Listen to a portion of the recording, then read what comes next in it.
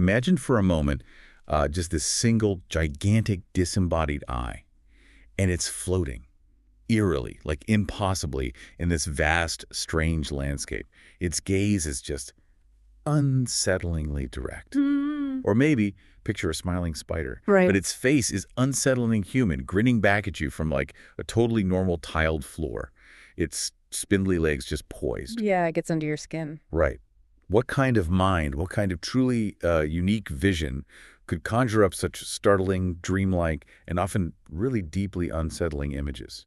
It's not just art for art's sake, is it? No, exactly. This isn't just art. It's a profound journey. It goes into the deepest parts of the subconscious and the very fabric of our dreams, and sometimes, yeah, into unsettling realities that feel more real than the waking world. It's truly remarkable, isn't it? These aren't just, pretty pictures. They are deliberate windows into this incredibly singular inner world, meticulously designed to make you question what you think you see. Yeah, they linger. They're meant to linger. Absolutely. And today, we're going to dive deep into that world, the enigmatic universe of Odilon Redon.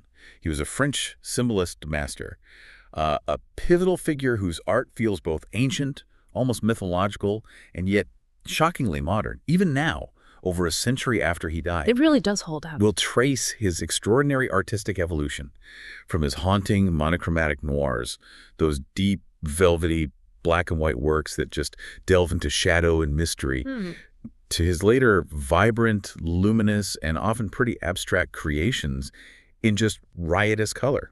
It's like a complete transformation, personally and artistically, almost like two distinct careers packed into one life. Indeed. Redon's journey is such a powerful testament to an artist constantly pushing boundaries, tirelessly seeking to express something beyond the purely optical, the purely visible. Right. He famously thought to transform the visible at the service of the invisible, a phrase that just perfectly encapsulates his approach. That sums it up perfectly. And that's precisely what we'll explore today, how he used the tangible world, the stuff we see, to hint at the intangible, the unseen. So our mission today is to distill the essence of Redon's unique vision, to really try to understand the why behind his strange and beautiful creations, and to unpack his profound and enduring impact on the art world. Which was significant. Hugely significant. For this deep dive, we've pulled together a fascinating stack of sources. Detailed museum exhibition brochures from places like MoMA and the National Gallery of Australia. Great catalogs there. Yeah, really insightful. Plus academic analyses from the Art Story and V Museum that break down his techniques and philosophy, and even a glimpse into, public fascination via a Reddit thread discussing his work, which shows how his art still really resonates today. It's fascinating to see those online discussions, isn't it? How people react now. Definitely. So let's begin unpacking this fascinating artist, starting right at the beginning, because his childhood truly laid the groundwork for everything that followed. You really have to start there to get Redon. To truly understand Redon's unique vision, we have to start where it all began. In a childhood that shaped him profoundly, casting these long shadows that eventually, remarkably, led to brilliant light in his art. It's quite the arc. He was born Bertrand Jean Redon on April 20, 1840, in Bordeaux, France, into a prosperous family. Now, here's an intriguing detail right off the bat. His mother, Odile, was actually a French Creole from New Orleans. Oh, interesting. I didn't realize that connection. Yeah, and she was the source of his famous nickname, Odilon. While this heritage might not be overtly, depicted in his art, it certainly adds another layer to the sort of cosmopolitan background that would eventually feed his complex artistic sensibilities. Definitely adds texture. What's particularly striking about his early life, though, is how deeply his solitude and recurring illness shaped his artistic inclinations. That seems key. He was a delicate and often ill child, suffering from epilepsy from the tender age of 4. And this led his parents to make a really crucial defining decision. They entrusted him first to a nurse and then to his uncle in the countryside, specifically on the family's winemaking estate, a place called Pérelabad in the Médoc region. So sent away, essentially. Yeah, pretty much. This is not a typical childhood experience, far from the bustling family home, and it undeniably impacted him deeply. Right. He was largely isolated for significant periods, left to his own devices in the quiet countryside. He himself describes spending days just watching the clouds pass, following with infinite pleasure the magical brightness of their fleeting variations. Wow. Think about that, a child alone, deeply observing nature's ephemeral, ever-changing beauty. This intense, isolated observation of the natural world became a foundational element of his later art. Even when he transformed these observations into something utterly fantastical, that meticulous attention to natural forms, it remained. And it wasn't just observation of the outward world, was it? Crucially, Redon characterized himself as a sad and weak child who sought out the shadows. He actually said that. He did. He vividly recalled experiencing a deep and unusual joy in hiding under the big curtains and in the dark corners of the house. Wow. That's telling. It really is. This innate preference for dim, murky gloom didn't just stay with him as a childhood quirk. It evolved into a lasting adult pleasure and profoundly infused his artistic creations. It's especially evident in his early black and white noirs, which we'll definitely get into. Okay. It's almost as if he was actively cultivating and finding comfort in his own inner world from a very young age, like a refuge from the external. It's a perfect example of how personal experience directly translates into artistic vision. And an early, profound connection to the art world also sparked for him at age 7 with a visit to Parisian museums. Imagine the impact of those grand collections on a solitary kid from the quiet countryside just starting to understand the world. Must have been overwhelming in a good way, maybe. Probably. And then there's this intriguing, almost mystical detail about his recovery from epilepsy in 1846. His family regarded it as miraculous, following a pilgrimage to the Basilica of Notre-Dame de Verdelais. Huh. So a spiritual element early on, too. Yeah, this touch of the supernatural, the miraculous, it seems almost perfectly suited to the visionary artist he would become, someone who would dedicate his life to depicting the unseen. It definitely adds to the narrative, doesn't it? Of a life deeply attuned to the spiritual and unseen realms. Beyond his early isolation, Redon's artistic path was also crucially shaped by a series of influential mentors, each pulling him towards his unique destiny. Okay, so who are these key figures? Starting in 1855, at age 15, he began drawing and watercolor lessons with Stanislas Gorin. Now, Gorin, a pupil of the Romantic landscape painter Eugène Isabey, was pivotal. He introduced Redon to the great Romantic artists like Eugène Delacroix and Francisco Goya. Ah, Goya. Okay, that connection makes so much sense when you look at Redon's later works. The macabre, the fantastical, the psychological depths, that unsettling imagery, you can really trace a direct line. Absolutely. Gorin also exposed him to contemporaries who were pushing boundaries in their own ways, people like Millet, Corot, and Gustave Moreau. Right, Moreau, too. Another key symbolist influence. Exactly. But what stands out most about Gorin's influence is his most profound advice, which Redon himself recalled. I was myself, and that I should never make a single mark with a pencil unless my feeling and my reason were in it. Wow. Powerful advice for a young artist. Isn't it? This wasn't just technical instruction. It was a foundational principle for an artist who would later delve so deeply into his inner vision, rejecting mere replication. Be true to yourself, essentially. It truly set the stage for his unique individualism and that insistence on inner truth. However, not all paths were straightforward for young Redon, right? Not at all. Yielding to paternal pressure, he initially pursued architectural studies in Paris, starting in 1857. But this proved to be an ill-fated path for a burgeoning visionary. He failed the rigorous entrance examination for the École des Beaux-Arts in 1862. Ouch. That must have stung. For sure. But this failure, while undoubtedly a setback and disappointment at the time, was a pivotal moment. It effectively closed one door and redirected his focus entirely to art. Maybe a blessing in disguise, pushing him away from a rigid, practical career and towards his true calling. And he didn't exactly thrive in traditional art environments either, even once he committed to art, did he? No, he really didn't. He briefly joined the studio of the celebrated academic painter Jean-Léon Gérôme. Big name at the time. Very traditional, right? Very realistic. Extremely. And Redon found this experience tortured, as he put it, primarily because of Gérôme's overwhelming emphasis on mimetic, realistic representation, painting things exactly as they appear. Yeah, that would stifle someone like Redon. Completely. That kind of rigid adherence to depicting external reality totally stifled Redon's burgeoning imaginative impulses.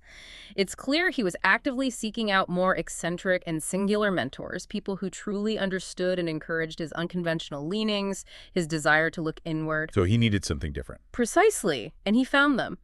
A truly decisive meeting occurred in Bordeaux with Armand Claveau, a botanist who became a lifelong friend and intellectual guide. A botanist? That seems unexpected. It does, but Claveau didn't just teach him about plants superficially. He initiated Redon into the natural sciences, introducing him to cutting-edge theories of his day. We're talking Darwin and Lamarck's evolutionary theories. Well, really? That early. Yeah, which were revolutionizing the understanding of life. Pasteur's groundbreaking discoveries in microbiology and even the unseen worlds revealed through microscopic observations. This exposure to science, particularly the unseen world of microbes, the interconnectedness of species, the very origins of life, it would profoundly influence Redon's unique iconography. Okay, I could see that now. Those strange biological forms in his work. Exactly. He started seeing the fantastical in the biological. That's fascinating because while Claveau was introducing him to the rigorous empirical world of science, he was simultaneously exposing Redon to literature that explored the depths of human emotion and imagination. You mentioned Baudelaire's dark romanticism. Yep. Flaubert's psychological intensity, Edgar Allan Poe's tales of the macabre and unsettling. Poe makes total sense for Redon. A huge influence, and even the mystical beauty of Hindu poetry. So this dual fascination with the empirical and the imaginative, with science and literature, would profoundly influence Redon's unique iconography. It's where scientific forms, biological structures, even microscopic life merge seamlessly with fantastical beings and literary illusions. It's truly where the logic of the visible meets the invisible, like Yeah. you said, where observation feeds imagination in this really unique way. It creates this fascinating and often unsettling tension in his work, this blend of the rigorously observed and the utterly imagined. And then, back in Bordeaux, Redon formed another crucial bond, this time with Rodolphe Bresdin. Bresdin, the engraver. That's him. An impoverished but incredibly original and eccentric artist. Bresdin taught Redon engraving and etching, introducing him to the powerful possibilities of printmaking.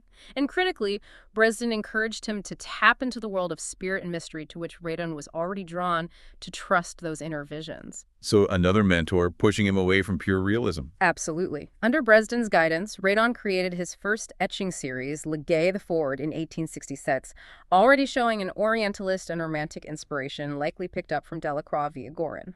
So his formative years were this rich tapestry of influences, blending profound solitude, intense observation of nature, groundbreaking science, evocative literature, and the guidance of these truly unconventional minds. Okay, so we've seen the seeds of Redon's visionary sensibility planted during his solitary, often illness-prone childhood and nurtured by some truly unique mentors. But the most defining period of his early artistic maturity, ironically, emerged from a time of national turmoil. Wow. The Franco-Prussian War of 1870. Right. He served as a common soldier, which must have interrupted his life and worked profoundly, and no doubt compounded his natural melancholy and introspective nature. Yeah, war tends to do that. Indeed. It was a dark and deeply unsettling period for France, marked by a crushing defeat, widespread despair, and a sense of profound social and psychological anxiety that really came to define the whole fin de siècle era across Europe. The end of the century anxieties. Exactly. But paradoxically, these tumultuous events of 1870-71, rather than stifling Redon, seemed to push him further into his internal world, leading to a profound artistic breakthrough. It's almost as if the external darkness prompted an even deeper internal exploration. He responded to this widespread despair and uncertainty by retreating into the workings of his own mind. After the conflict, he settled in Montparnasse in Paris, but he kept returning regularly to his beloved family estate at Père-l'Abbé and also to the evocative landscapes of Brittany. Those places clearly meant a lot to him, definitely. And he began working almost exclusively in charcoal until the 1890s. This period, roughly from 1870 to 1890, is defined by his iconic noir, a term he himself adopted to foreground their essential, absolute blackness. They were literally blacks, but he invested them with such profound depth. And his mastery of charcoal during this period was truly remarkable, elevating the medium far beyond just sketching. He didn't just draw with it, he exploited its fundamental qualities, the evanescent powder, the crystallized shadows, to create monstrous, ethereal, and utterly fantastic subjects. Yeah, the texture's incredible. The extraordinary range of tone, texture, and shading he achieved, from velvety darkness to shimmering light, it rivaled even Georges Seurat's detailed Conte crayon drawings of the same period, which is incredibly high praise for a monochromatic medium. He found an entire universe within black. He understood black on an almost spiritual level, didn't he? Redon eloquently put it, black should be respected. Nothing prostitutes it. It does not please the eye and does not awaken sensuality. It is the agent of the spirit much more than the splendid color of the palette or the prism. Wow, that's a powerful statement about a color. Isn't it? For Redon, black was the ideal medium, the perfect conduit to express the very depths of his imagination. almost like a direct, unfiltered line to the unconscious, allowing the viewer's mind to fill in the color or maybe the dread. This period also saw him embrace lithography, that printmaking technique using stone or metal plates. He learned the lithographic transfer method from the artist Henri Fantin Latour in 1872. Fantin Latour, known for his portraits and still lifes, interestingly. Yeah, but also a skilled printmaker. And here's where life circumstances, again, intersected with his art in a very practical way. When his father died penniless in 1874, Redon suddenly faced the need to earn a living. Ah, reality bites. It does. He turned to lithography as a means of making money, knowing that prints could be produced and sold in larger quantities than unique drawings, allowing him to market his work more broadly and reach a wider audience. So it wasn't just an artistic choice driven by the medium's expressive qualities, but a practical one born of necessity, which makes his dedication to it even more impressive, I think. Totally. He stated, "I therefore made my first lithographs in 1878 to multiply my drawings." His graphic production during this period was extensive, a testament to his focus and output. We're talking 27 etchings, 3 dry points, and a staggering 197 lithographs. Wow, prolific. Very. He viewed these prints as nothing but the fruit of curious, attentive, anxious, and impassioned analysis. He truly was analyzing his own dreams, his fears, his most profound thoughts, and putting them on paper for the world to see, making them accessible through print. And what he was analyzing were the very depths of the imagination and the unconscious, often creating works described by many contemporary critics and later scholars as just bizarre fever dreams.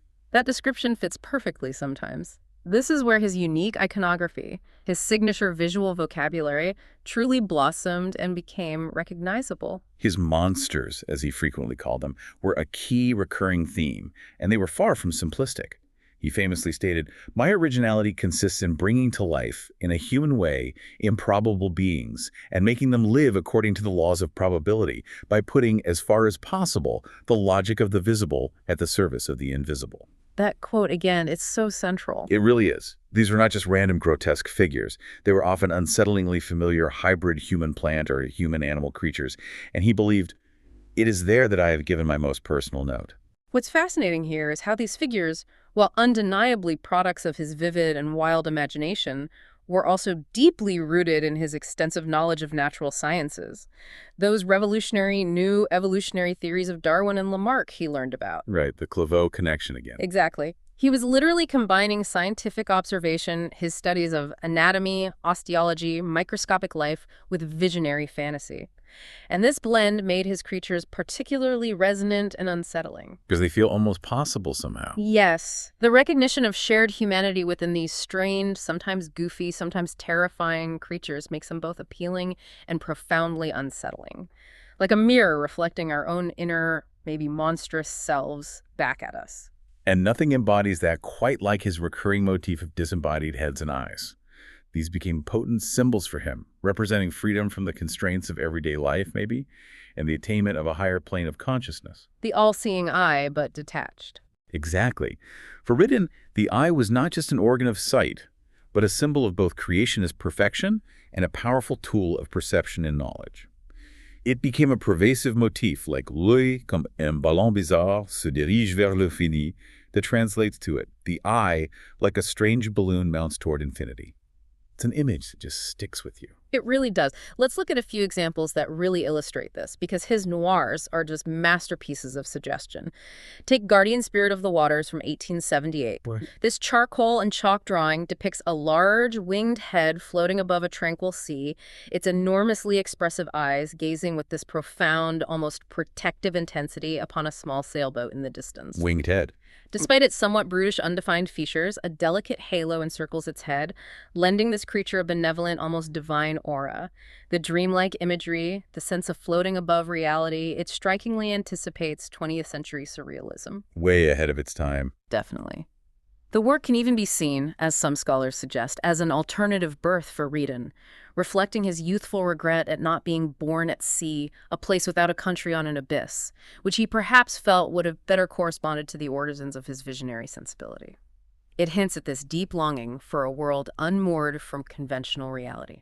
That's such a profound and deeply personal connection for such a seemingly fantastical image. Wow. Then there's the eye, Like a Strange Balloon Moves Towards Infinity from 1882, part of his series dedicated to Edgar Allan Poe. The Poe series, right?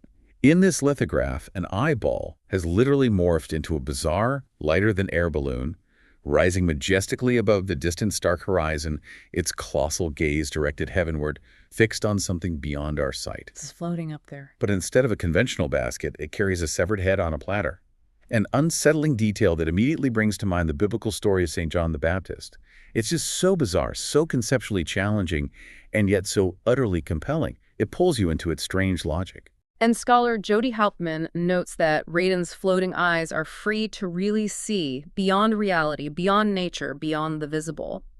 This iconic image was part of his To Edgar Poe portfolio, conceived not as literal illustrations of Poe's stories, but as correspondences. Ah, that symbolist idea. Exactly. A key symbolist approach that valued suggestion, mood, and evocative imagery over direct description or linear narrative.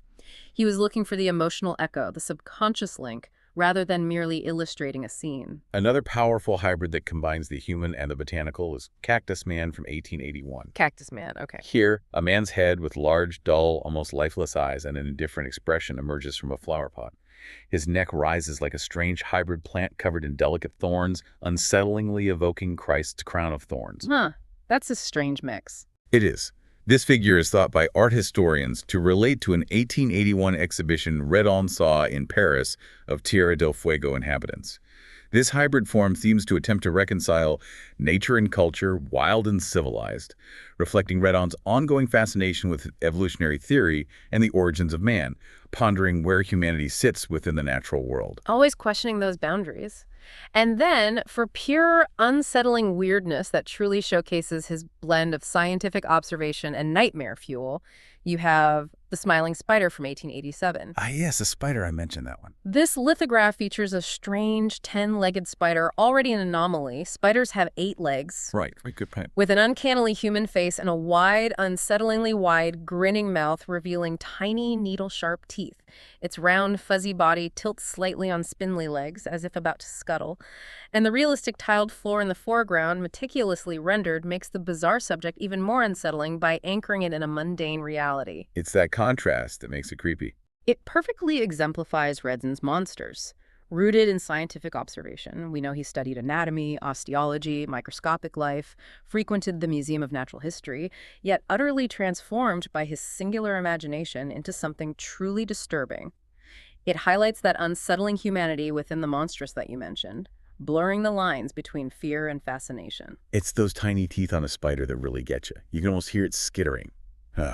Beyond the individual works, Redon's noirs found a vital audience within the burgeoning symbolist literary and artistic circles of his time. He wasn't working in a vacuum. No. His portfolios of prints often related to specific texts or authors, but they were never simple illustrations of linear narratives. Instead, they offered evocative and multiple ways of reading, inviting the viewer to create their own meaning.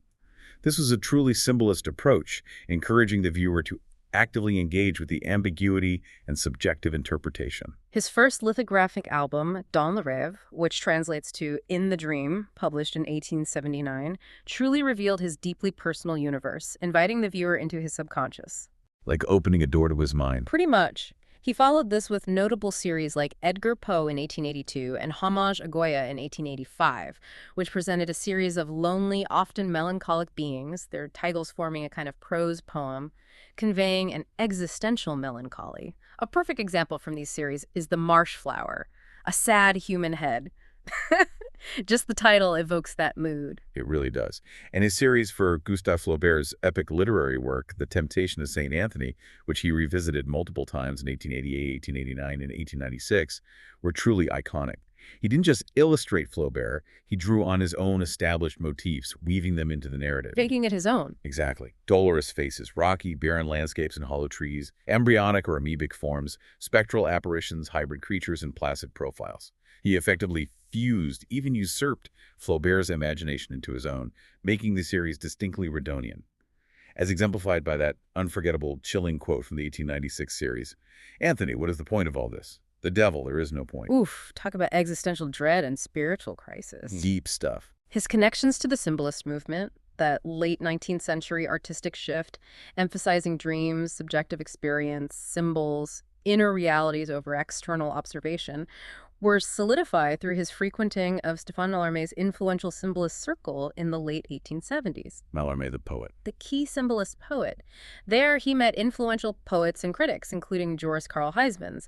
Now, Huysmans' influential decadent novel, A Rebor Against Nature, published in 1884. Ah, the decadent Bible, basically? Kind of. It famously featured Redon's charcoal drawings, describing them as provoking bad dreams and fevered visions, and creating a new type of fantasy born of sickness and delirium. Huysmans' description essentially branded Redon's work in the public imagination. That publication was absolutely huge, wasn't it? Yeah. Significantly boosting Redon's recognition not just in symbolist literary circles, but across the wider art world. It's fascinating how a work of literature could elevate an artist's status and define their public image like that. It really put him on the map for a certain intellectual crowd. And he even exhibited with the Impressionists in their last group exhibition in 1886. Which is kind of ironic, given how different his work was. Totally ironic. But it was a moment that clearly signaled the shifting tides of modern art, moving away from Impressionism's focus on fleeting external nature and towards Symbolism's emphasis on subjectivity, inner vision, and the unseen. It was a clear declaration of a new artistic direction, and Redon was right there, at its forefront, even among the Impressionists. It was a clear statement of a new artistic direction, for sure. As Redon himself articulated his approach during this period, "My drawings inspire and do not define themselves. They determine nothing. They place us, like music, in the ambiguous realm of the undetermined." Like music, I like that comparison. It's perfect for his work. This is key to understanding the profound power of his noirs. They aren't meant to be deciphered like a puzzle, but rather felt, experienced, and allowed to resonate within your own subconscious. They open doors rather than providing easy answers.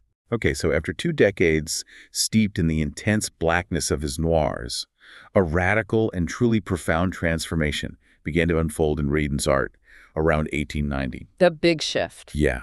And this wasn't just a stylistic choice. It was deeply intertwined with significant and often tragic upheavals in his personal life. He suffered the heartbreaking death of his first son, Jean, in 1886, just months after his birth, an unimaginable loss. And devastating. Then came the passing of his dear friend Armand Clairvaux, the botanist who had introduced him to so many foundational scientific and literary ideas. Another major loss. And finally, the crushing loss of his beloved family estate at Par-el-Abaid, that isolated countryside home so cherished and integral to his solitary childhood. Wow, a triple blow, pretty much. Right. These intensely personal tragedies, combined with recurring health problems, triggered a profound spiritual crisis for him. Yet, in what seems like a powerful paradox, this difficult period coincided with his radical artistic transformation. From 1890 onwards, Redon gradually, almost reluctantly at first, abandoned his noirs to embrace pastel and oil, ushering in what is now known as his color period. It's as if the inner turmoil somehow unlocked a new, vibrant dimension in his creative expression, darkness leading to light, in a way. Almost literally. And symbolically, perhaps providentially, the birth of his second son, Ari, in 1889, seemed to truly mark this artistic rebirth and a newfound personal happiness. New life. It's almost as if the joy of new life quite literally brought color back into his world. Redon himself wrote to Maurice Feubre, almost breathlessly, "I have married color since." Married color, that's beautiful. Isn't it? He even recounted the difficulty of returning to his earlier medium after this shift. "I tried to make a charcoal drawing as before. Impossible. It was a break with charcoal. It implies an almost physical inability to go back, a complete change in his artistic being." It was a definitive and fundamental break. Some scholars also attribute this momentous shift, partly at least, to his long-awaited financial success and stability, which began to materialize around this time. Oh, that helps too. This newfound freedom and security may have allowed him greater psychological space to experiment without the commercial pressures that had previously pushed him towards the more reproducible and sellable printmaking of the noirs. Right, less pressure maybe? Whatever the precise catalysts, the change was profound and irreversible. And he embraced it with such evident joy and a sense of liberation. Redon expressed the sheer possibility this new palette brought. "With pastel, I have recovered the hope of giving my dreams greater plasticity. Colors contain a joy which relaxes me. Besides, they swing me towards something different and new." You can almost feel his relief and excitement there. Totally. He reflected beautifully. If the art of an artist is the song of his life, a grave or sad melody, I must have sounded the note of gaiety in color. Or a poignant way to describe it, like a new, more joyful melody in his life's evolving song, contrasting so vividly with the somber tones of his earlier work. And that gaiety manifested in a truly radiant palette that just exploded across his canvases. He began to harness the radiant and resplendent color of powdery pastel, the rich highlights and textures of oil paint, and eventually the fluid luminosity of watercolor. So exploring all sorts of color mediums. Yes. He explored the expressive and suggestive powers of color in ways few artists had before, often using non-naturalistic, almost hallucinatory hues that directly foreshadowed Expressionism and even pure abstraction later in the 20th century. He was painting emotions and ideas, not just what he saw in front of him. His unique aesthetic, however, continued to be generated through that fundamental double vision we talked about earlier, constantly blending elements of observed reality with strange and wondrous fantasies. It's never purely one or the other, is it? No, that tension remains.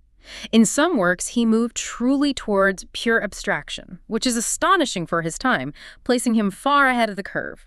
Look at Underwater Vision from around 1910. Okay, tell me about that one. In this oil painting, an enigmatic figure, maybe a Neptune, seems to dissolve into the water's texture. His robe, perhaps coral red, appearing immaterial, liquefying before our eyes. It's more a sensation than a clear scene. Wow.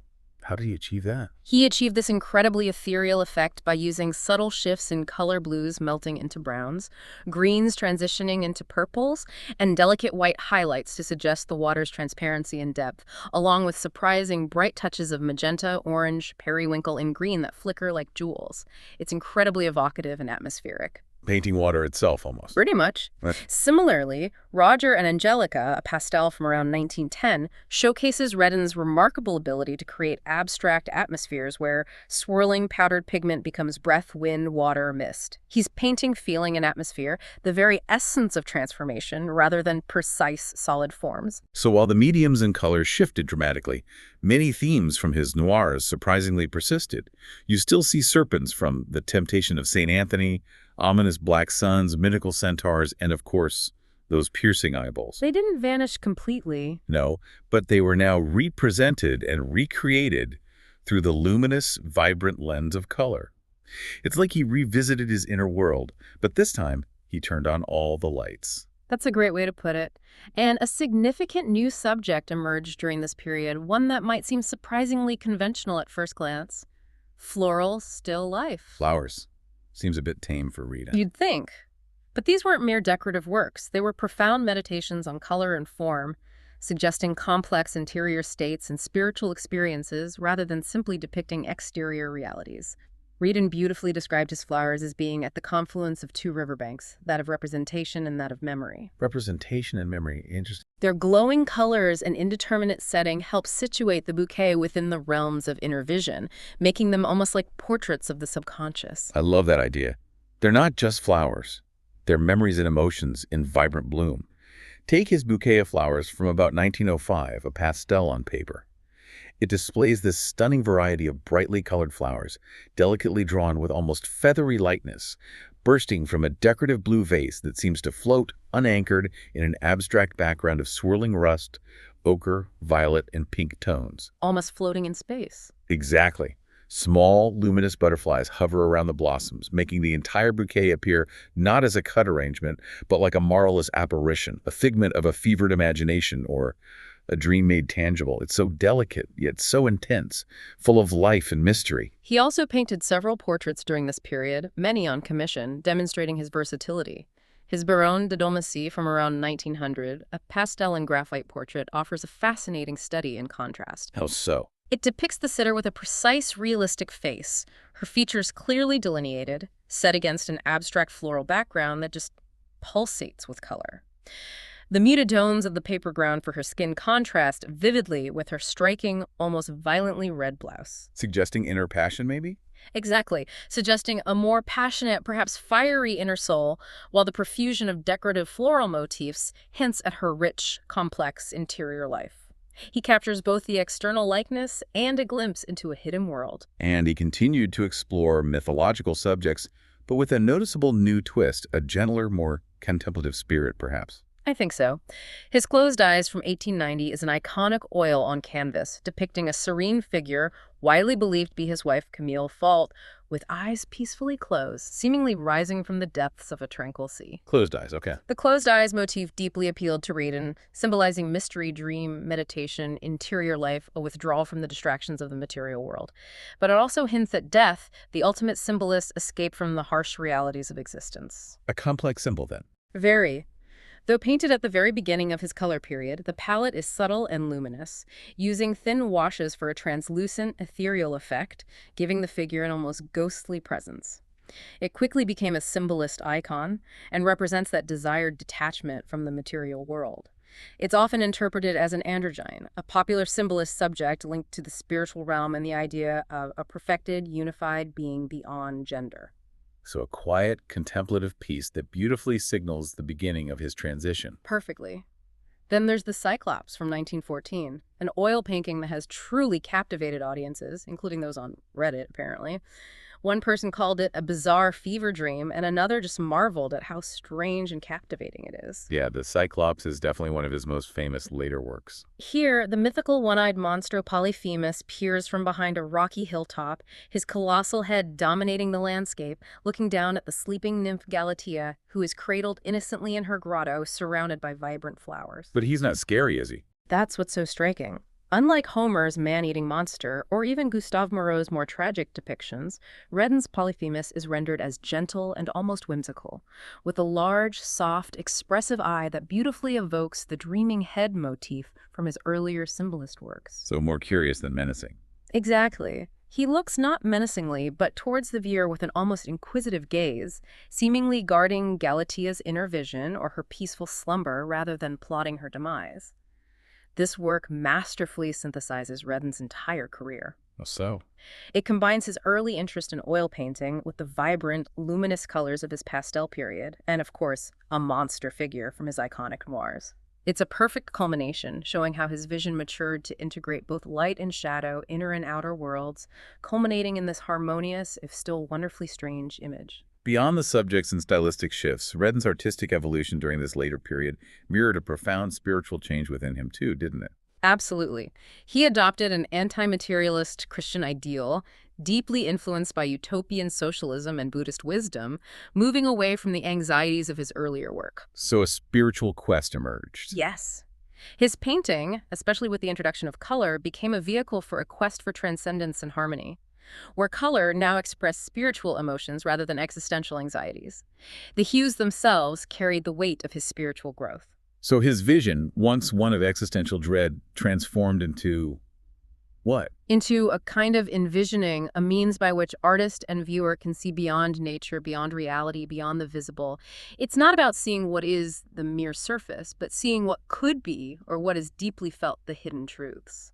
This spiritual deepening also coincided with his foray into large-scale decorative works, a new and exciting avenue for him. He was influenced by the Nabis group. Right, Maurice Denis and Bernard and that crowd. Exactly. A collection of artists introduced to him by Maurice Denis in 1899 who were creating expansive, often symbolically charged decorative projects.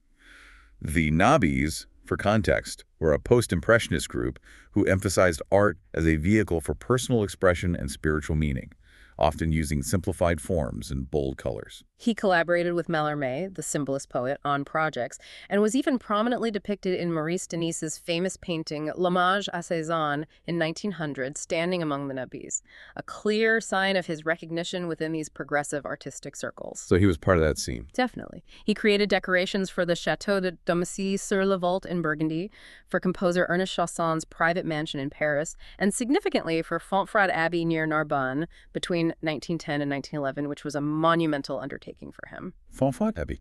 Tell me about those panels. His work there, especially the two large panels, Le Jour, the day, and La Nuit, the night, served as a powerful artistic testament, beautifully synthesizing his two distinct periods. Day, with its four majestic horses in golden hues and luminous flowers, expressed the gaiety and sense of liberation Redon now associated with color and light. Pure joy. basically. Pretty much.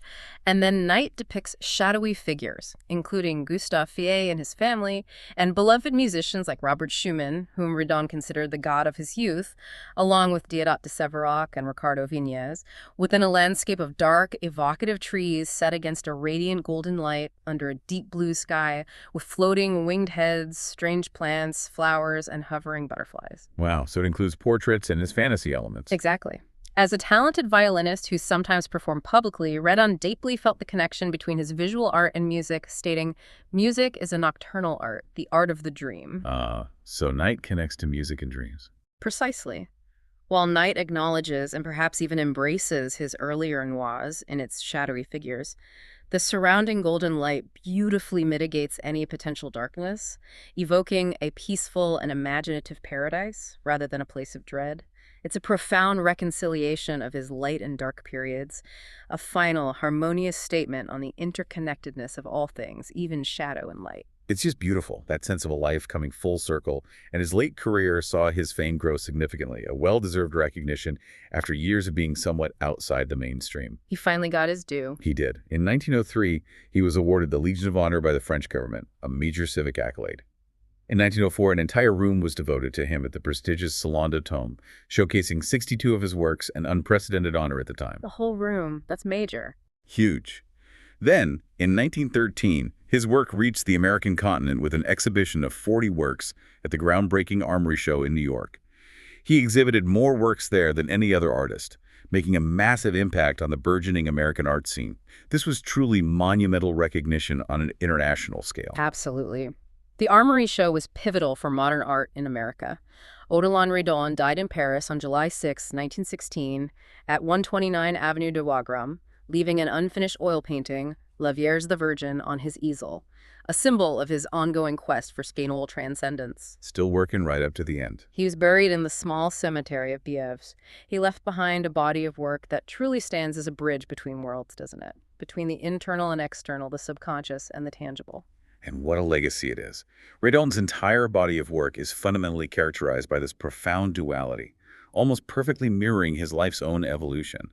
On one hand, you have the noir of his first period, from about 1870 to 1895, exploring the depths of the unconscious and existential anxieties, a deep dive into shadow. The dark side. And then, juxtaposed against that, are the vibrant, colorful compositions of his maturity, which are mystical celebrations of light and harmony, a radiant embrace of the spiritual. This contrast is what makes his career so fascinating to explore. This duality is precisely what makes his work so unique and so incredibly difficult to categorize neatly. He truly defies simple definition, bridging 19th century romanticism and symbolism with nascent 20th century modernism. Redon developed a visual language entirely his own, a singular vocabulary where form served emotion and inner expression above all else. Yeah, it's purely written. His art captures an undeniable sense of otherworldliness, depicting what exists only in the mind, inviting you into a purely subjective reality. And that's what makes it so engaging for us as viewers, inviting our own interpretation. As MoMA brilliantly captured with their exhibition title, Beyond the Visible, the art of Odilon Redon, his unique aesthetic, is generated through a double vision. Binding elements of observed reality to strange and wondrous fantasies, Redon demonstrates the possibility, indeed the necessity, of observation and imagination, perception and dream, scrutiny and thought. Observation and imagination working together. Exactly. His vision allows both the artist and the viewer to see beyond nature, beyond reality, beyond the visible, to tap into something deeper. His profound influence on modern art cannot be overstated. Redon truly stands as a pivotal artist, a crucial transitional figure bridging 19th century romanticism with 20th century modernism, paving the way for so much that followed. His impact was perhaps most profound on the Surrealists who emerged in the early 20th century. They recognized him as a direct forerunner in their own exploration of the unconscious, dreams, and the irrational. Breton loved him, right? Yeah. André Breton, the de facto leader of the Surrealists, was a great admirer of Redon's dreamlike charcoals and lithographs. His works were admired for their often bizarre and fantastical subjects, many of which, as we discussed, combine scientific observation with visionary imagination.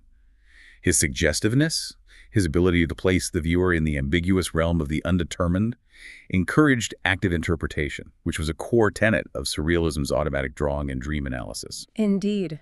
It's no small thing that Marcel Duchamp, one of the most influential and revolutionary artists of the 20th century, famously stated, "If I am to tell what my own departure has been, I should say that it was the art of Odilon Redon." Wow, Duchamp said that. High praise. Incredibly high praise, and shows the direct lineage. Even in cinema, that extreme close-up of the sliced oculus, that haunting eyeball in Louis Buñuel's iconic surrealist film Un Chien Andalou. Oh yeah, unforgettable image. It's widely seen as prefigured by Redon's monumental floating eyeballs. The man literally saw into the future of art and cinema. It's truly incredible to see that direct lineage. And his influence wasn't limited to the Surrealists, was it? Not at all. Redon's innovative use of non-naturalistic color in his late pastels and oil paintings directly prefigured the development of Expressionism and Fauvism, two major movements that broke away from realistic color. Using color for emotion. Exactly. Expressionism used color to convey emotion, and Fauvism used vibrant, often arbitrary color for expressive effect. Redon's ability to navigate between figuration and abstraction, and to use color for expressive rather than mimetic or realistic purposes, was highly influential. Henri Matisse, a key Fauvist, for example, openly acknowledged the influence of Redon's pastels on his own bold and colorful palette. So Matisse looked directly at Redon. He did, and his free and expressive use of color greatly impacted the Nabis group too, those post-impressionist artists who sought to integrate art and life. Maurice Denis, a prominent Nabi, credited Redon with advancing the spiritual evolution of his own art, indicating a profound personal connection and influence. And Pierre Bonnard, another key Nabi figure, stated, "All of our generation fell under his charm and received his advice." This indicates a direct personal influence on a whole generation of artists, shaping their approach to color and symbolism. And while still largely figurative, many of Redon's late works include passages that are purely non-objective, entirely without recognizable form, right? That's right.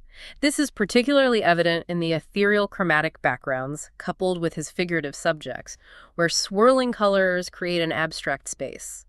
He was subtly laying groundwork for later abstract art movements, pushing the boundaries of what painting could be, even before abstraction became a recognized movement. So ahead of his time in so many ways. For too long, Redon was perhaps considered a marginal artist, somewhat outside the main narratives of art history, a unique and isolated figure.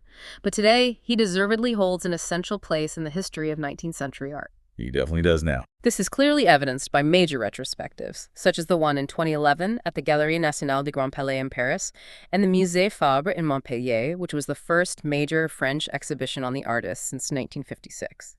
His work continues to resonate today, offering deep insights into the timeless relationship between inner experience and artistic expression, reminding us that the most powerful art often comes from within. So we've journeyed with Odilon Redon from the solitary shadows of his childhood and the dark, enigmatic world of his noirs, exploring his profound anxieties and rich subconscious. That deep dive into darkness. And then we saw his remarkable transformation into the vibrant, luminous realm of his later color works, a true celebration of light and harmony. We've seen how he constantly sought to go beyond the visible, to explore the mysteries of the mind, and to translate dreams in the subconscious into tangible, enduring art. He literally transformed his suffering, his scientific curiosity, and his joy into something beautiful and lasting. His story really reminds us that the most profound insights often come from looking inward, doesn't it? From embracing ambiguity and from allowing our imagination to transform what we perceive into something far deeper and more meaningful. Yeah. His art encourages us, as listeners, to question assumptions, to consider multiple viewpoints, and to find those aha moments, not just in the familiar, but in the truly unexpected, in the bizarre, and in the beautiful that lies just beyond the surface. Absolutely. So as you reflect on Odilon Redon and his extraordinary journey, consider this. In a world of increasing information overload and a constant push towards external validation and surface-level understanding, what hidden truths might you uncover if you dared to trust your own inner vision as deeply as Redon did? If you allowed the logic of the visible to truly serve the invisible in your own life?